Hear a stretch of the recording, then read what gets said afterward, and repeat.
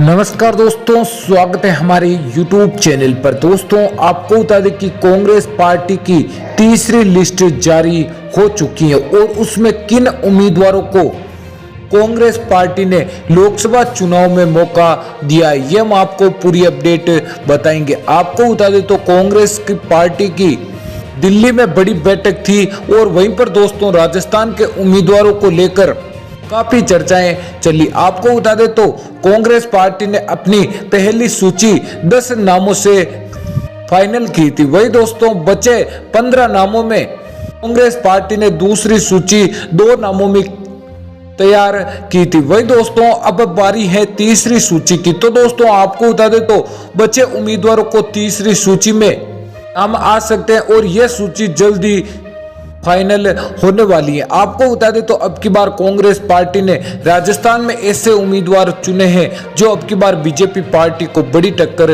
देंगे।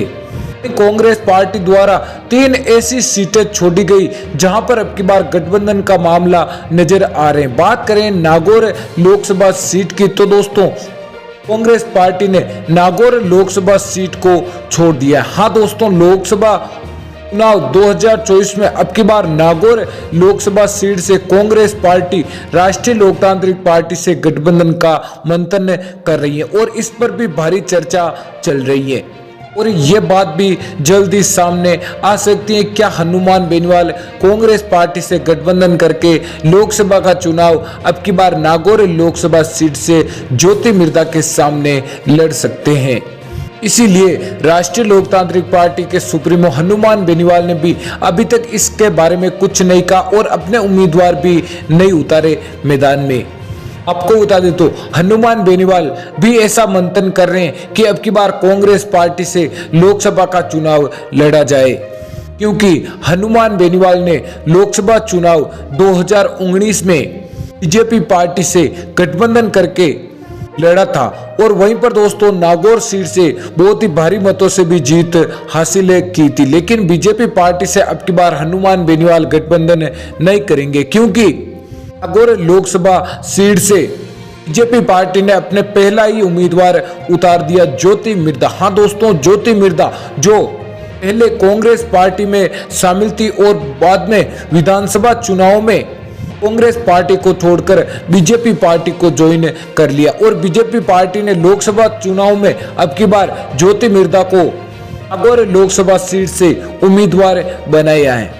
इसी कारण हनुमान बेनीवाल अब की बार बीजेपी से तो गठबंधन नहीं करेंगे। लेकिन दोस्तों ऐसा बताया, ऐसी चर्चाएं चल रही हैं कि अब की बार हनुमान बेनीवाल कांग्रेस पार्टी से गठबंधन करके लोकसभा का चुनाव लड़ सकते हैं और नागौर लोकसभा सीट से अब की बार हनुमान बेनीवाल अगर कांग्रेस पार्टी से गठबंधन करते हैं तो अब की बार बड़ा मुकाबला भी देखने को मिल सकता है, क्योंकि हनुमान बेनीवाल की पार्टी राष्ट्रीय लोकतांत्रिक पार्टी की विधानसभा चुनाव में सिर्फ एक ही सीट आई थी और लोकसभा चुनाव में भी हनुमान बेनीवाल के 2 चहीते राष्ट्रीय लोकतांत्रिक पार्टी के नेता बीजेपी और कांग्रेस पार्टी में शामिल हो गए।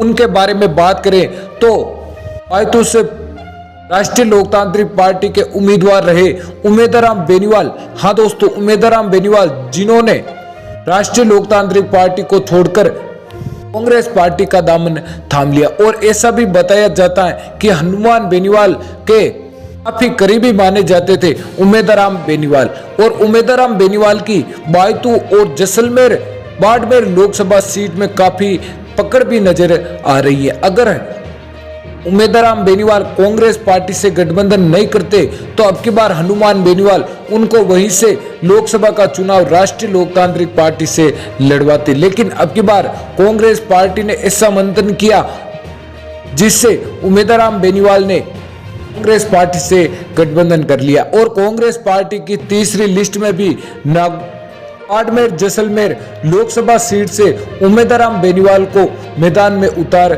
सकते हैं कैलाश चौधरी के सामने। हाँ दोस्तों, कैलाश चौधरी जो बीजेपी पार्टी में मंत्री हैं और बीजेपी पार्टी ने कैलाश चौधरी को बाड़मेर जैसलमेर लोकसभा सीट से उम्मीदवार के रूप में मैदान में उतारा है और अब की बार उनका सामना उमेदराम बेनीवाल कांग्रेस पार्टी से कर सकते हैं। और बात करें हनुमान बेनीवाल की, तो दोस्तों हनुमान बेनीवाल भी यही मंथन कर रहे हैं कि अब की बार लोकसभा चुनाव में नागौर सीट से कांग्रेस पार्टी से गठबंधन करके लड़ा जाए, और इस पर भी काफी चर्चाएं भी चल रही है।